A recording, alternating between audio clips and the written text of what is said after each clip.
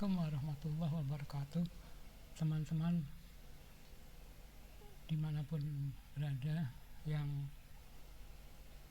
bergerak di bidang IT, baik kerja atau bikin usaha sendiri, mungkin ada baiknya kita share pengalaman. Tapi saya lihat sih alumni universitas swasta itu udah cukup mumpuni ya, bisa berbasis di Singapura. Saya lihat bisa komunikasi pakai bahasa Inggris. Jadi yang unggul itu adalah yang mempunyai kemampuan Inggris dari UGM, dari UI, dari ITS. Inggris pas-pasan ataupun Inggris yang lancar sekali, itu tentu bedanya jauh. Kalau Jepang itu prioritas orang lokal yang bisa berbahasa Jepang, alumni dari Jepang, S2-nya dari Jepang. Jadi senang diajak komunikasi, bisa dikasih kepercayaan yang luar biasa oleh orang Jepangnya sendiri. Saya nih awal karir ini, maklum bukan lulusan IT ya, banyak sih saya jumpai teman saya yang akrab aja masuk di satu PT itu, Agung dan Rizal, yang satu dari UGM teknik nuklir, dan yang satu lagi UGM juga teknik elektro.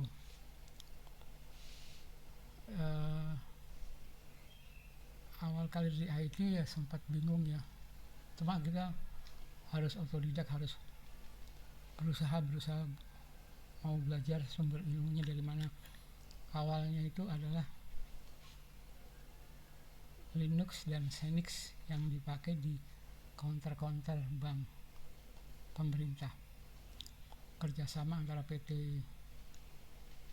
yang bergerak di bidang PT yang saya kerja bergerak di bidang IT, menyediakan solusi berbasis operating system Xenix yang bisa diinstal di PC saat itu.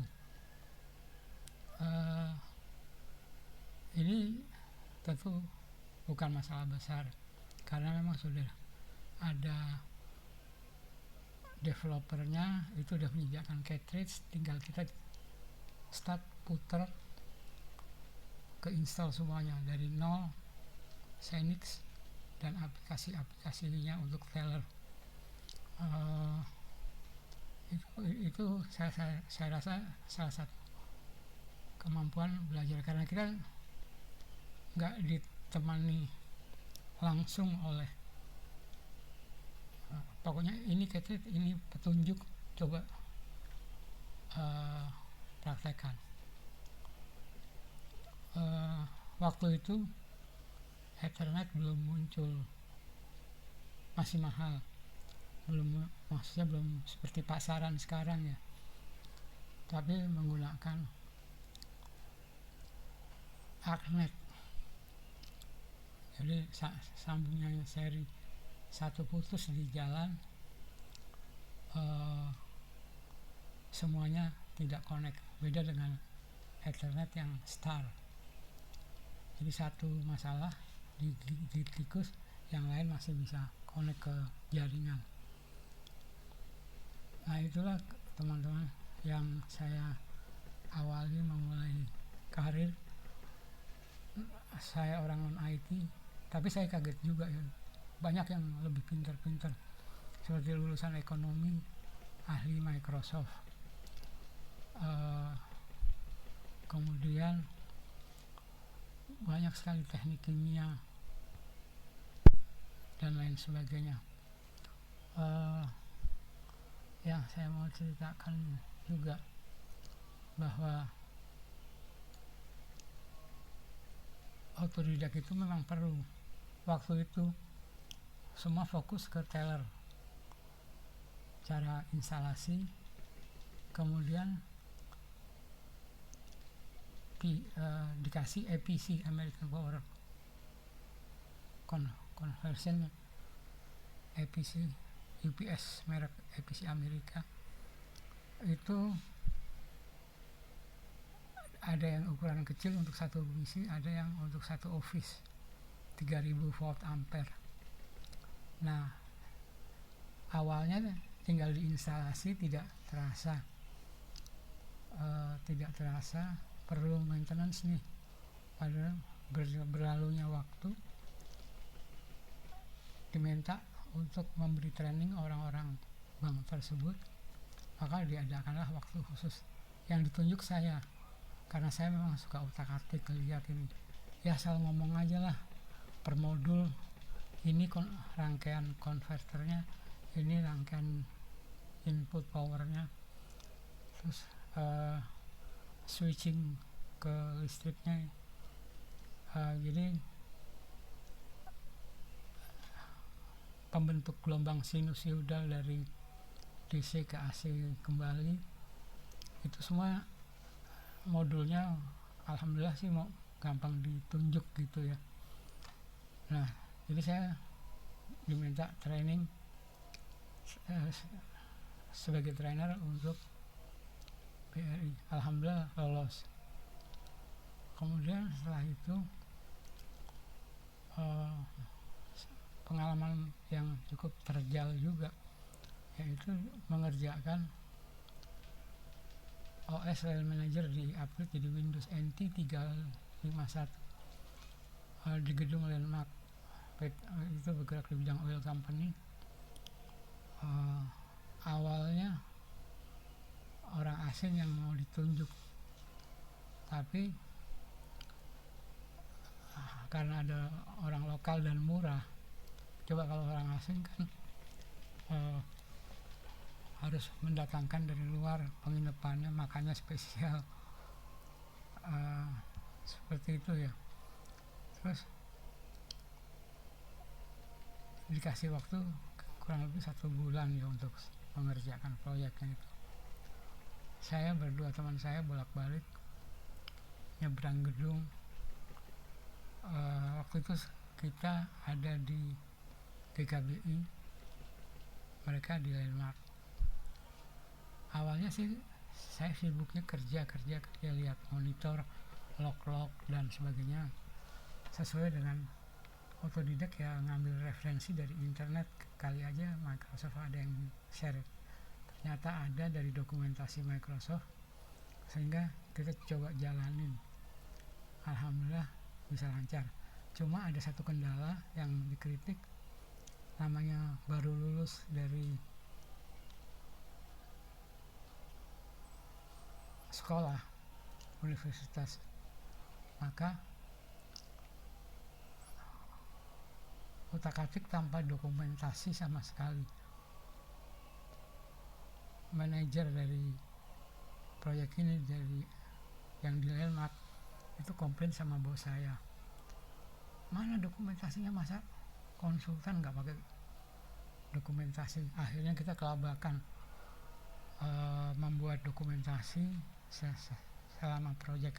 Tapi alhamdulillah saya ada catatan yang penting yang saya catat, itu bisa masuk ke dokumen itu tadi. Selesailah proyeknya dan bisa diterima. Kemudian di satu PT, ini satu PT yang pindah dari PT sebelumnya, yang solusi bank dengan teller Scenic, sama yang masalah upgrade ke Windows NT 351. Kemudian di tempat yang sama ada perusahaan kimia di Gunung Sahari, kantor pusatnya. Itu juga minta solusi jaringan Dia sih milih frame relay, jadi dia udah tentukan frame relay karena itu yang terbaik saat itu, belum ada MPLS. Frame relay layer 2, MPLS layer 3. Waktu itu tinggal tunjuk nih, kamu coba pegang Cisco gitu, kamu diskusi sana sama ditemani sama teman marketing yang bernama Pak Kurnia Budi. Pak Kurnia orangnya luar biasa, bisa meyakinkan, banyak ngomong. Jadi Mr. Yap jadi terbuai. Jadi saya kebetulan frame relay, saya cari dokumentasi frame relay, ternyata simple. Di pusat kasih Cisco yang lebih tinggi speknya, banyak modul interface-nya nyambung ke beberapa titik frame relay dari kantor pusat Jakarta ke Medan, ke Semarang, ke kota mana saja. Kalau nggak salah sih ada 20 titik kurang lebih ya. Nomor frame semuanya kebetulan Pak punya nomor ini, LMI dikasih. Saya tinggal nyontek aja dari dokumentasi internet, coba, alhamdulillah jalan. Permintaan misteri ya, konfigurasi dari Jakarta saja, nanti dikirim tinggal colok jalan. Ya alhamdulillah semua beres, bisa. Berkat itu bos saya yang di tempat saya kerja makin menjadi-jadi, harus kita jadi ahli Cisco yang terbaik di Jakarta. Waktu itu sih sebenarnya udah ada Komnet ya,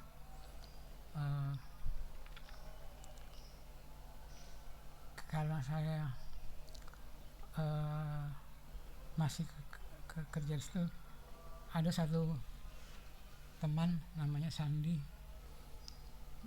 melobi ke FedEx atau apalah, saya lupa, DHL atau apa, saya nggak boleh nyebut nama. Di sini dikasih konfigurasi menggunakan BGP macam-macam. Saya kapan saya pernah lihat ini? Tapi orang asing itu kadang-kadang murah hati. Dikasihlah saya skrip yang akan dipasang di Cisco-nya, jadi dikirim dari luar. Ini skripnya tinggal, ya alhamdulillah karena itu tinggal di compile ke Cisco-nya, di save, langsung terkoneksi jalan. Jadi hanya keberuntungan lah. Tapi dari situ kita banyak belajar. Di samping koneksi dial up dengan kantor yang ada di rumah untuk kondisi darurat, semuanya berjalan dengan baik. Itu yang ISDN dial up ke rumah, itu saya juga otodidak ya, tanpa ada skrip dikasih dari pusat. Mereka yang dikasih dari pusat justru yang BGP yang Cisco yang besar, yang 4600 atau 500 itu. Ya itulah pengalaman saya yang cukup terjal. Di samping itu, di situ juga pertama kali saya mengenal firewall Raptor itu di perusahaan NEC Nek Nusa di Cikarang. Orang Jepangnya itu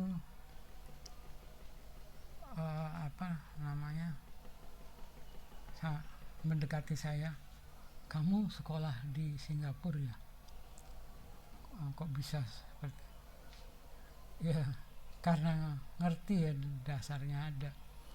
Jadi Raptor sebagai firewall gateway dikonfigurasi dan berjalan cukup baik, tidak butuh maintenance yang rumit dan berjalan normal. Sebenarnya saya lupa banyak catatan. Di samping megang compact server yang ProLiant yang gede-gede, yang berat-berat, tapi ada teman-teman yang baik hati yang suka angkat bareng. Itulah pengalaman yang cukup terjal yang di sesi ini yang saya akan share, yaitu Cisco, Firewall, Raptor, kemudian Compact ProLiant untuk dual tasking. Kebanyakan kliennya di daerah Sunter dan lain-lain. Sekarang waktu itu Egypt Cikarang masih menuju ke Egypt Cikarang masih tanah lapang, dari tol keluar itu masih tandus tanah merah gitu ya, nggak ada rumput sama sekali. Sekarang kalau ke sana itu bisnis luar biasa maju. Kadang-kadang orang seperti sepatu kuda, mata kuda ditutup, nggak lihat kiri kanan, kerja melulu sehingga lupa. Seharusnya kita mikir, dari gaji yang saya terima, saya mungkin bisa beli tanah di sini, jadi ruko, bisa bisnis yang lain. Nah itu nggak terpikir karena saking sibuknya ya. Demikian teman-teman untuk sesi pertama motivasi ini.